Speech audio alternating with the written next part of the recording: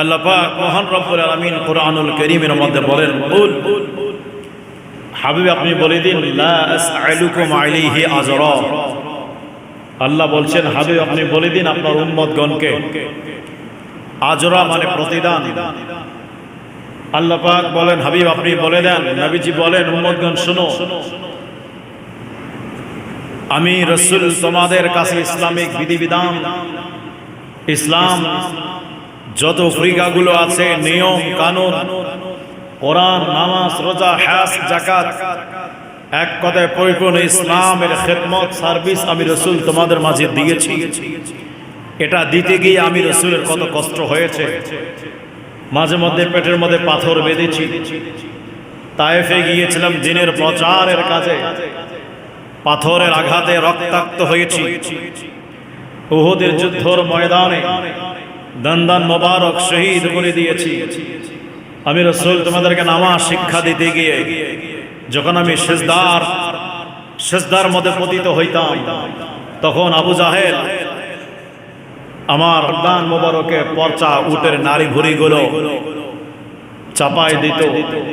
এই যে একটা কঠিন থেকে কঠিন পরিশ্রম করেছি তোমাদের জন্য, এর বিনিময়ে আমি রাসূল তোমাদের কাছে কিছুই চাই না। জোরে কন্যা সুবহানাল্লাহ।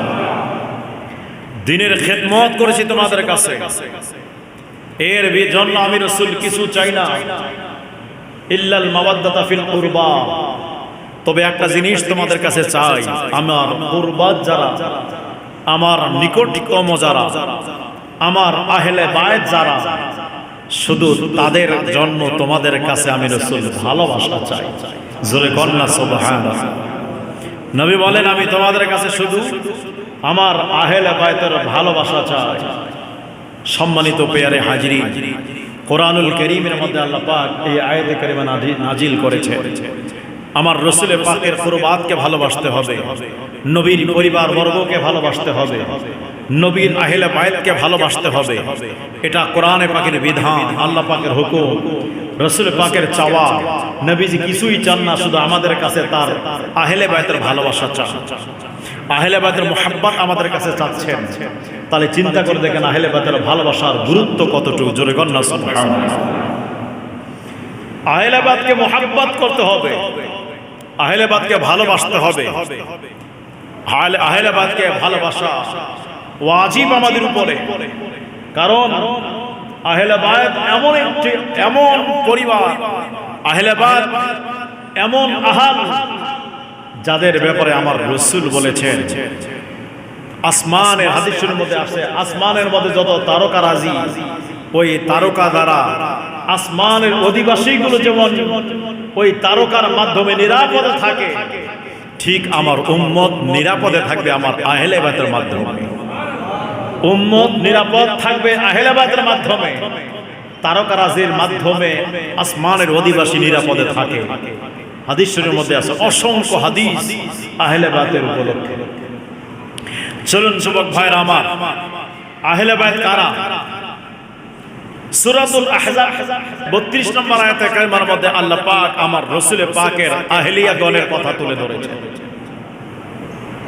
তুন্না কুন্না দেখবেন, আয়াত পড়বেন, ওই আয়াতের মধ্যে আপনারা তুন্না কুন্না অনেক পাবেন। তো কুন্না তুন্না কুন্না এগুলো সব স্ত্রীলিঙ্গের জন্য ব্যবহার হয়, স্ত্রীদের ক্ষেত্রে ব্যবহার হয়, পুরুষদের ক্ষেত্রে ব্যবহার হয় না। পুরুষদের ক্ষেত্রে কুম ব্যবহার হয়, আর কুম এমন আছে স্ত্রী এবং পুরুষ উভয়ের জন্য ব্যবহার হয়। তো সূরাতুল আহজাবের 32 নম্বর আয়াতে কারিমায় আল্লাহ পাক মহান রব্বুল আলামিন আমার নবীর আহলিয়া, আমার নবীর স্ত্রীগণের কথা তুলে ধরেছে। একটু বুঝবেন ভালো করে। আল্লাহ পাক বলেন, হে আমার নবীর স্ত্রীগণ, আপনারা অন্যান্য নারীগণের মতো নন। জোরে কন্যা সুবহানাল্লাহ। আয়াত নাম্বার সূরাতুল আহজাব 32 নম্বর আয়াতে কারিমা। আল্লাহ পাক বলেন, আমার নবীগণ স্ত্রীগণ শুনে নাও, আপনারা অন্যান্য নারীদের মতো নন। তাহলে যেখানে আমার নবীর স্ত্রীগণ অন্যান্য নারীগণের মতো নয়, আমার নবী আমাদের মতো কেমনে হয়? ঠিক কি না? আমার নবী আমাদের মতো কেমনে হয়? যারা এই কথা বলবে আসলে তারা খারিজিয়াতের মধ্যে রয়েছে, তারা ওয়াহাবিয়াতের মধ্যে রয়েছে, তারা বাতিলদের মধ্যে রয়েছে। আহলে সুন্নাত ওয়াল জামাতের আকীদা এরকম নয়। আহলে সুন্নাত ওয়াল জামাতের আকীদা হলো প্রত্যেক নবীগণ সমস্ত মাখলুক থেকে আলাদা। জোরে কর না সুবহানাল্লাহ। প্রত্যেক নবীগণ সমস্ত সৃষ্টি থেকে উত্তম সেরা, আর সবার সেরা আমাদের নবী। জোরে কর না সুবহানাল্লাহ। প্রত্যেক উম্মত থেকে নবীগণ সেরা, আর সমস্ত নবীগণ থেকে আমার আপনার নবী সেরা। ঠিক কি না? এটা আমাদের আকীদা। আমার যুবক ভাইরা, গভীর মনোযোগের কানে লাগান। আমার আল্লাহ পাক মহান রব্বুল আলামিন সূরাতুল আহজাবের 32 নম্বর আয়াতে কারিমায় বলে দেয়, নবীগণের স্ত্রীগণ শোনেন, আমার হাবিবের স্ত্রীগণ শোনেন, আপনার অন্য কোনো নারীগণের মতো নন। আপনার নিজ নিজ ঘরের মধ্যে অবস্থান করেন, আপনারা পর্দার মধ্যে থাকেন, নামাজ পড়েন এবং রোজা রাখেন, যাকাত দেন এবং আমার আল্লাহ এবং আল্লাহর রাসূলের আনুগত্যে নিয়োজিত থাকেন। এর পরবর্তী আয়াতের মধ্যে একটু গভীর মনোযোগের কানে লাগান। আমি বলছিলাম 32 নম্বর আয়াতে কারিমায় কুন্না তুন্না, এই রকম আয়াত যেগুলো স্ত্রীদেরকে, নারী জাতিকে সম্বোধন করা হয়েছে, কিন্তু এই জায়গায় আমার আল্লাহ পাক মহান রব্বুল আলামিন কোরআনুল কারীমের মধ্যে আল্লাহ পাক ডাক দিয়া বলেন, ইন্নামা ইউরিদুল্লাহু লিইয়ুযহিবা আনকুমুর রিজসা আহলাল বাইতি ওয়া ইউতাহহিরাকুম তাতহীরা। আনকুম কুম, এখানে শুধু নারী নয়, পুরুষও আছে। তারপর ওয়ায়ুতাহহিরাকুম, এখানে কুম ওখানে কুম। এই আয়াতের মধ্যে 33 নম্বর আয়াতে কারিমা, 32 নম্বর আয়াতে কারিমা তুন্না কুন্না এরকম আছে, মানে নারীদেরকে শুধু বলা হয়েছে। নারীদেরকে আমার রাসূল পাক সাল্লাল্লাহু আলাইহি আহলিয়ারা যত আছেন, আমাদের সমস্ত মুমিনের মা, এনারা সকলেই আহলে বায়াত, এনারা সকলেই আহলে বায়াত। আমার রাসূল পাকের পরিবার, এনারা সকলেই আহলে বায়াত। কিন্তু আমার যুবক ভাইয়েরা, আমার গভীর মনোযোগের কানে লাগান। এই কুরবা দ্বারা কারা কারা আছে, এই কুরবার ব্যাখ্যা আমার নবী নিজেই করতেছেন। জোরে কন্না সুবহানাল্লাহ। এই কুরবার ব্যাখ্যা মানে আমার নবীর আহলে বায়াত কারা, এটা ব্যাখ্যাটা আমার রাসূল নিজেই করতেছেন। হাদিস শরীফের মধ্যে আসছে। আমার যুবক ভাইরা, আমার আম্মা জানের সিদ্দিকা রাদিয়াল্লাহু তাআলা আনহা থেকে বর্ণিত হাদিস খানা, খরাজান নবী সাল্লাল্লাহু আলাইহি ওয়াসাল্লাম মিরতুন মুরাহিলুন মিন আশরিন আসওয়াদ ফাজাআল হাসান বিন আলী ফাদখালাহু সুম্মা জাআ হুসাইন ফাদখালাহু মা'আহু সুম্মা জাআত ফাতিমাতু ফাদখালাহা সুম্মা জাআ আলী ফাদখালাহু। আমার যুবক ভাইরা, গভীর মনোযোগের কানে লাগান। আম্মা জানা সিদ্দিকা রাদিয়াল্লাহু তাআলা আনহা থেকে বর্ণিত, তিনি বলেন, আমি দেখলাম আমার মায়ের নবীজি একখানা কালো চাদর পরিহিত অবস্থায় বের হচ্ছেন। কি হচ্ছেন? বের হচ্ছেন। ইন দি মিন টাইমে ফাজা আল হাসান ইবনে আলী, মাওলা আলীর পুত্র হযরতে হাসান আসলেন। ফাদখালাহু, হযরতে রাসূল পাক সাল্লাল্লাহু তাআলা আলাইহি ওয়াসাল্লাম ইমাম হাসান রাদিয়াল্লাহু তাআলা আনহুকে ওই চাদরের ভিতরে ঢুকাই নিয়েছে। সুম্মা জাআল হুসাইন ফাদখালা মা'আহু, যেই দিকে ইমাম হাসান রয়েছেন, অতঃপর একটু পরে ইমাম হুসাইন আসলেন। ইমাম হাসানকে যেই দিকে ঢুকাই নিয়েছে, ইমাম হুসাইনকে ওই দিকে ঢুকাই নিলেন। সুম্মা জাআত ফাতিমাতু ফাদখালাহা, অতঃপর মা ফাতেমা রাদিয়াল্লাহু তাআলা আনহা আসলেন। আমার মায়ার নবীজি রাসূল পাক সাল্লাল্লাহু তাআলা আলাইহি ওয়াসাল্লাম অপর দিকে চাদরের ভিতরে ঢোকায় নিলেন।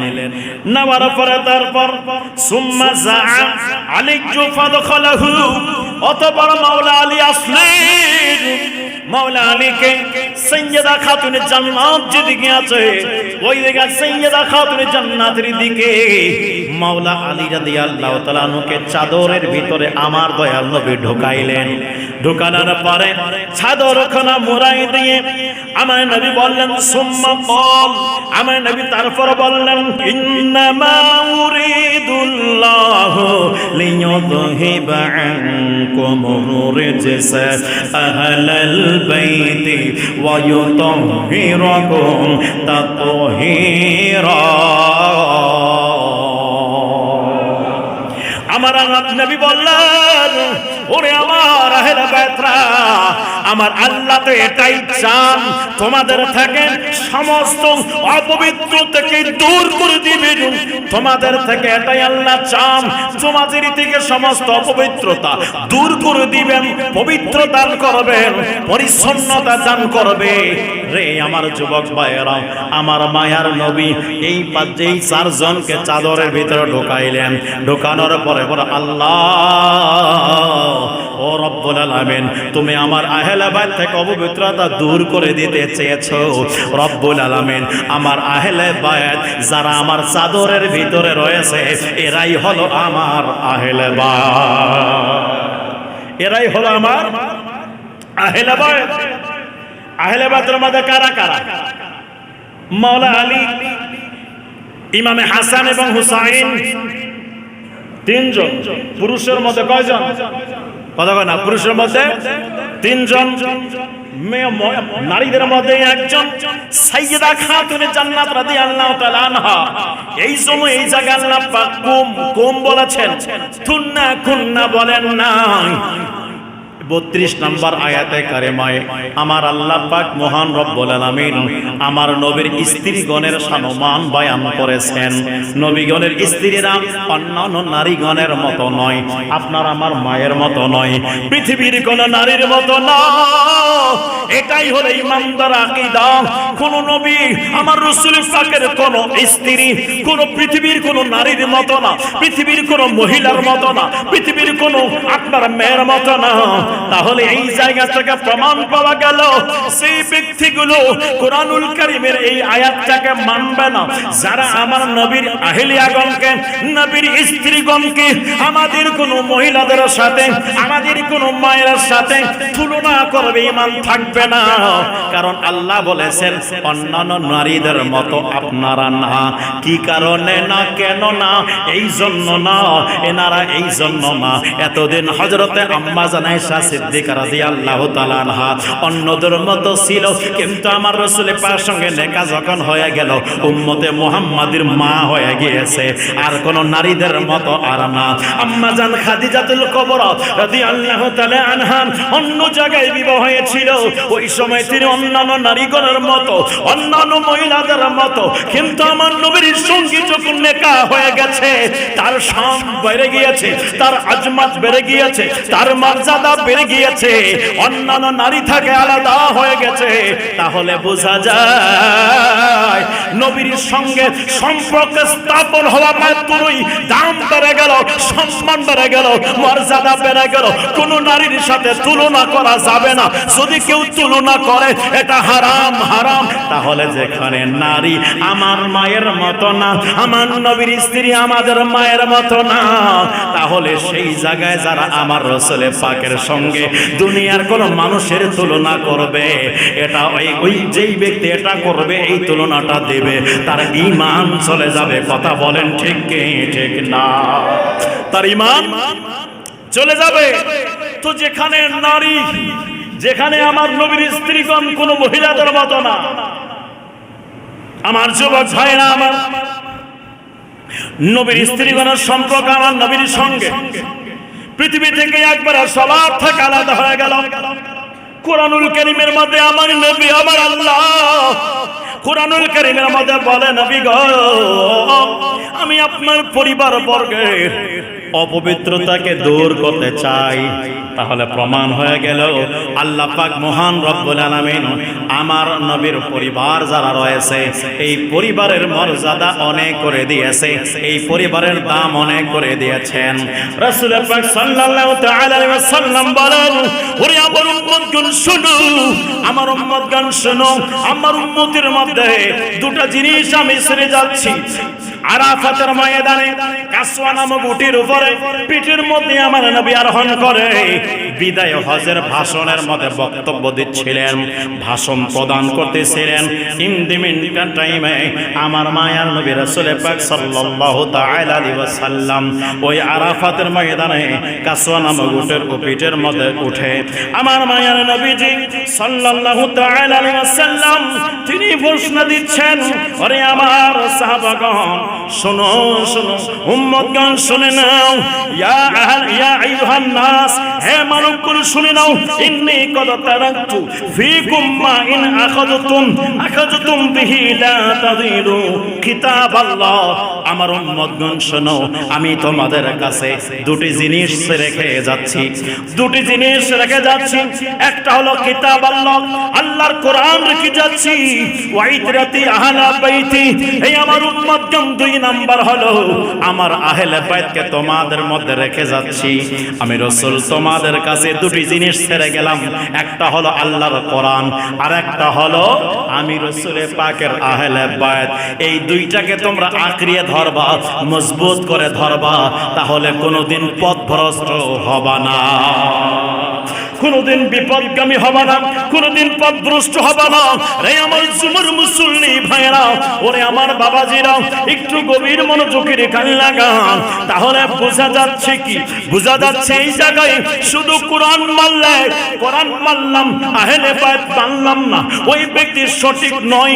আহলে বাইত মানলাম, কোরআন মানলাম না, ওই ব্যক্তিও সঠিক নয়। কোরআন মানতে হবে, আহলে বাইত মানতে হবে, আহলে বাইত মানলে মানতে হবে। আমার যুবক ভাইরা, তাহলে প্রমাণ পাওয়া যায় এই জায়গায় দুনিয়ার মধ্যে অনেক দলগুলো আছে, অনেক দলগুলো আছে, অনেক ফেরকা রয়েছে।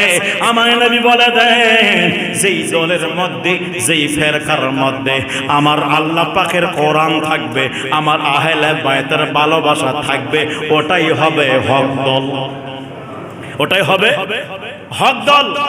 এখন আসেন আহলে বাইতের ভালোবাসার বিষয় আর কিছু কথা বলি। আহলে বাইতের ভালোবাসার দিক দিয়ে মাওলা আলী রাদিয়াল্লাহু তাআলা আনহু তিনি নিজেই বলেন, যারা আমাকে নিয়ে মধ্যম পন্থা অবলম্বন করবে, যারা আমাকে নিয়ে মধ্যম পন্থা অবলম্বন করবে তারাই সঠিক রাস্তার উপরে, আর যারা আমাকে নিয়ে অতিরঞ্জিত করবে তারাও পথভ্রষ্ট হবে, যারা আমি আলীকে মাইনাস করে দিবে তারাও পথভ্রষ্ট হবে। চলেন, এই হাদিসটা অসংখ্য কিতাবের মধ্যে আসছে। আমার যুবক ভাইয়েরা, আমার খারিজিয়া চিনেন তো? খারিজিদের বিষয়ে কিছু প্রমাণ করতে পরিচয় দিয়ে দিই। খারিজিয়াতরা সাহাবী রাসূলকে মানে না, মাওলা আলীকে মানে না। সাহাবী রাসূল মাওলা আলী রাদিয়াল্লাহু তাআলা আনহুকে শহীদ করেছেন খারিজিরা। হযরত ইমাম হযরতে ওসমান জুনুরাইন রাদিয়াল্লাহু তাআলা আনহুকে শহীদ করেছেন খারিজিরা। একটু গভীর মনোযোগে রাখান লাগান। এই খারিজিরা, খারিজিদের মাথায় টুপি থাকবে, খারিজিদের আমলও থাকবে, খারিজিদের মুখের মধ্যে কোরআনের আয়াতও থাকবে, খারিজিরা আল্লাহ পাকের কথা বলবে, খারিজিরা দ্বীনের কথা বলবে। এই খারিজিদের সম্পর্কে হুনাইনের যুদ্ধের ময়দান থাকে, ফেরার সময় গনিমতের মাল আমার নবী বন্টন করতেছিলেন। ইন দি মিন টাইমে বনু তামিম গোত্রের একজন লোক, তার নাম হলো যুলখুবাইসারা, তার নাম হলো যুলখুবাইসারা। এই যুলখুবাইসারা দাঁড়ায় গেল, দাঁড়িয়ে দাঁড়িয়ে বলল, ইয়া মুহাম্মদ, ইনসাফ করুন, ইনসাফ করুন। এভাবে যখন বললেন, আমার রাসূল পাক সাল্লাল্লাহু তাআলা আলাইহি ওয়াসাল্লাম বললেন, রে আমি যদি ইনসাফ না করি পৃথিবীতে কে আছে ইনসাফ প্রতিষ্ঠিত করবে? তাই মনে রাখবো, আমার পরে আমার মতো ইনসাফকারী পৃথিবীর জমিনে আর কেউ থাকবে না। রে যুবক ভাইরা, আমার নবী এই জায়গা প্রমাণ করলেন, আমার পরে আমার মতো ইনসাফকারী কেউ হবে না। আরে হবে কেমনে? নবীর মতো তো কেউ না। কথা কয় না, কথা কয় না, নবীর মতো কেউ না। আমার নবী এটা প্রমাণ করলেন। আমার নবী বলে দেয়, আমার মতো ইনসাফকারী পৃথিবীতে আর কেউ হবে না। তাহলে বোঝা গেল নবীর মতো কেউ না। একদল আছে ওয়াহাবিয়াতরা। এই ওয়াহাবিয়াতরা নবীকে সাধারণ মানুষের সঙ্গে তুলনা করে। এই ব্যক্তিগুলো নবীকে সাধারণ মানুষের সঙ্গে তুলনা করার কারণে তাদের ঈমান থেকে তাদের ঈমান থেকে এরা ফারিক হয়ে গেছে, তাদের ঈমান নষ্ট হয়ে গেছে। আমার যুবক ভাইরা, আমার মুরব্বী বাবাজিরা, যেই মাত্র ওই যুলখুবাইসারা এভাবে বলল, হুজুর আপনি ইনসাফ করুন, হযরতে ফারুক আযম রাদিয়াল্লাহু তাআলা আনহু তরবারি বের করলেন। হুজুর ইয়া রাসূলুল্লাহ, অনুমতি দিয়ে দেন, এই বেয়াদবের গর্দান আমি নামাই দেব। জোরে কন্না সুবহানাল্লাহ। ফারুক আযম উপস্থিত, সাহাবী রাসূল হাজির। ইন দি মিন টাইমে বললেন, হুজুর আপনি ইনসাফ করুন। ইনসাফ করার জন্য বললেন নবীজির এক সাহাবী, খলিফাতুল মুসলিমিন, মুসলমানদের দ্বিতীয় খলিফা ফারুক আযম রাদিয়াল্লাহু তাআলা আনহু, তিনি তরবারি বের করলেন। তরবারি বের করে বললেন, নবী গো, অনুমতি দিয়ে দেন, এই বেয়াদবের গর্দান নামাই দেব। তাহলে সাহাবী রাসূলের কাছে ওই ব্যক্তি মুসলমান না যারা আমার নবীর শানে বেয়াদবি করবে। সাহাবী রাসূলের কাছে ওই ব্যক্তি আবেদ না যারা আমার নবীর শানে গোস্তাখি করবে। সাহাবী রাসূলের কাছে ওই ব্যক্তি মুমিন নয় সেই ব্যক্তি আমার নবীর শানে গোস্তাখি করবে। রে যুবক ভাইরা, তুমি কেমনে পারো নবীর গোস্তাখির সঙ্গে হাত মিলাইতে? তুমি কেমনে পারো গুস্তাখি রাসূলের সাথে চা খাইতে? তুমি কেমনে পারো গুস্তাখি রাসূলের সাথে আত্মীয়তা বন্ধনে আবদ্ধ হতে? তুমি কেমনে পারো গুস্তাখি রাসূলের সাথে সুসম্পর্ক করতে? না না, এটা সাহাবী রাসূলের আকীদা নয়, এটা সাহাবী রাসূলের কর্ম নয়। আপনাকে অনুসরণ করতে হবে সাহাবী রাসূলকে। ওয়ালা মা'আনা আলাইহি ওয়া আসহাবি, আমার এবং আমার সাহাবীর যারা অনুকরণ করবে তারাই হবে জান্নাতি। তাহলে এখান থেকে আমরা বুঝতে পারলাম আমাদের কাছে সাহাবীর ইতাআত থাকতে হবে, সাহাবীর অনুসরণ থাকতে হবে। সাহাবী রাসূলের কাছে গোস্তাখি রাসূল কোনরা কতল করাতেন, আমাদেরকে এরকম হতে হবে। এই কথা কোন ঠিক কি না? এরকম হতে হবে। সাহাবী রাসূল ফারুক আযম ডাক দিয়া বলেন, নবী গো, অনুমতি দেন, ওই বেয়াদবের গর্দান নামাই দিব। সেই ব্যক্তি আপনাকে বলছে ইনসাফ করুন, ইনসাফ করুন।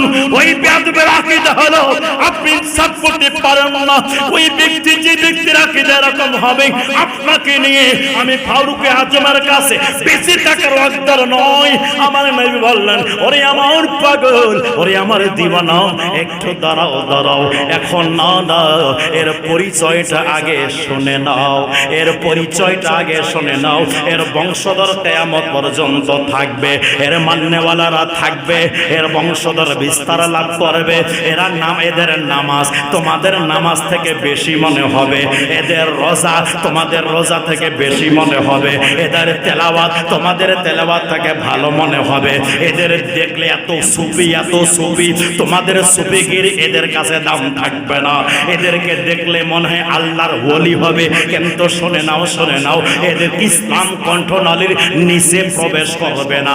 ইসলাম তাদের মুখের মধ্যে থাকবে, অন্তরের মধ্যে থাকবে না। আমার নবী বললেন, কিভাবে জানো ইসলাম থেকে তারা বের হয়ে গেছে? কেমনে বের হয়ে গেছে? একজন শিকারী যখন একটা পাখিকে তীর নিক্ষেপ করে, যেমনি ভাবে তীর ধনুক থেকে বের হয়ে যায় আর রিটার্ন আসে না, ওই রকমই তারা ইসলাম থেকে বের হয়ে গেছে, আর রিটার্ন আসবে না। ইসলাম হবে শিকার, এরা হবে তীর। ইসলাম হবে শিকার, এরা হবে তীর। এই জন্য রে যুবক, এই খারেজিয়াতরা সিদ্দিক আকবরের সিদ্দিক আকবরকে নিয়ে সমালোচনা করেছে, খারেজিয়াতরা ফারুক আজমকে নিয়ে সমালোচনা করেছে। খারেজিয়াতরা আমার যুবক ভাইরা, এরা হযরত ওসমান জুনুরাইনকে নিয়ে সমালোচনা করেছে, মাওলা আলীকে নিয়ে সমালোচনা করেছে, মাওলা আলীকে শহীদ করে দিয়েছে এই খারেজিয়াতরা। তাহলে বোঝা যায় যারা সাহাবী রাসূল মানে না, যারা আমার নবীর সাহাবী মানে না, যারা আওলাদের রাসূল মানে না, তারা আহলে বাইত মানে না, তারা হলো খারেজি। তারা কি? তারা খারেজি। মাওলা আলী রাদিয়াল্লাহু তাআলা আনহুর একদল এত প্রেমিক আছে, এত প্রেমিক আছে, এত প্রেমিক আছে, মাওলা আলীকে ভালোবাসতে গিয়ে, মাওলা আলীকে ভালোবাসতে গিয়ে ওই দলটা সিদ্দিক আকবরের শানে বেয়াদবি করেছেন, ফারুক আজম রাদিয়াল্লাহু তাআলা আনহুর শানে বেয়াদবি করেছে। এই ব্যক্তিগুলোকে বলা হয় শিয়া। এই ব্যক্তিগুলো কি বলা হয়? শিয়া। শিয়া থেকে সাবধান থাকবেন, বর্তমান সময়টা ভালো নয়। শিয়া থেকে সাবধান। শিয়াগুলো আমার মাওলা আলীর এত প্রশংসা করবে, এত প্রশংসা করবে, অমনি সিদ্দিক আকবরের গীবত ওই পরিমাণে করবে, সিদ্দিক আকবরের গীবত ওই পরিমাণে করবে। আমার যুবক ভাইয়েরা, একটু গভীর মনোযোগের কান লাগান, আপনারা সাবধান হয়ে যাবেন। বর্তমান সুন্নি লেভেলে শিয়া চলছে, সুন্নি লেভেলে শিয়া চলছে। এই জন্য শিয়া সম্প্রদায় থেকে সাবধান থাকবেন, খারিজি থেকে সাবধান থাকবেন, মদুদি থেকে সাবধান থাকবেন, ওয়াহাবি থেকে সাবধান থাকবেন, তাবলীগি জামাত থেকে সাবধান থাকবেন। এরা হলো বাতিল, বাতিল, বাতিল। এদের পিছনে কোনো নামাজ দুরুস্ত হবে না, এদেরকে মানা যাবে না, এদের সঙ্গ দেওয়া যাবে না, এদের সঙ্গে সম্পৃক্ত সম্পর্ক স্থাপন করা যাবে না, এদের সঙ্গে লেনদেন, এদের সঙ্গে বিবাহ শাদীর বদ্ধ হওয়া যাবে না, এদের মধ্যে আত্মীয়তা করা যাবে না। এদের থেকে সাবধান। বলবেন হুজুর তাহলে কোন পথে থাকবো? আমি বলবো আমরা আহলে সুন্নাত ওয়াল জামাত, আমরা সাহাবী রাসূলকে মানি, আওলাদের রাসূলকে মানি। আমার নবী অন্য একটি হাদিস শরীফের মধ্যে বলে দেয়, ওরে আমার সাহাবারা রে, ওরে আমার উম্মতরা শুনে নাও, প্রত্যেকটা জিনিসের এক একটা হক আছে। কি আছে? প্রত্যেকটা জিনিসের এক একটা হক আছে। আমার নবী বলে দেয়, ইসলামের হক তোমরা কি জানো? সাহাবী রাসূল বলে, ইয়া রাসূলুল্লাহ আমরা জানি না, জানি না। আমার মায়ার নবী বললেন, ইসলামের হক হলো আমার সাহাবী এবং আমার আওলাদদেরকে, আমার আহলে বাইতকে ভালোবাসা।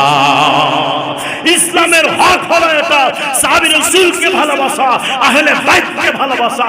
আহলে বাইত আলাদা, সাহাবী রাসূল আলাদা। আহলে বাইত যারা আছে এনারা সাহাবীও আছে, আমার নবীর আহলে বাইতও আছে। আর যারা সাহাবী আছে, আহলে বাইত যদিও না কিন্তু সাহাবী, প্রত্যেক সাহাবী তারকার সমতুল্য, প্রত্যেক সাহাবী জান্নাতি, জান্নাতি। কোন সাহাবী এক মুহূর্তের জন্য জাহান্নামের রাস্তার দিকে যেতেই পারে না, অসম্ভব। কথা বলেন ঠিক কে ঠিক না? এটা আমাদের আকীদা। মনে রাখবেন, আজকে আলোচনা এই জন্য করছি কারণ সামনে আছে পবিত্র মুহররমুল হারাম মাস। আহলে বাইতের উপর আলোচনা করতে হবে, আহলে বাইতকে মানতে হবে, আহলে বাইতকে চিনতে হবে।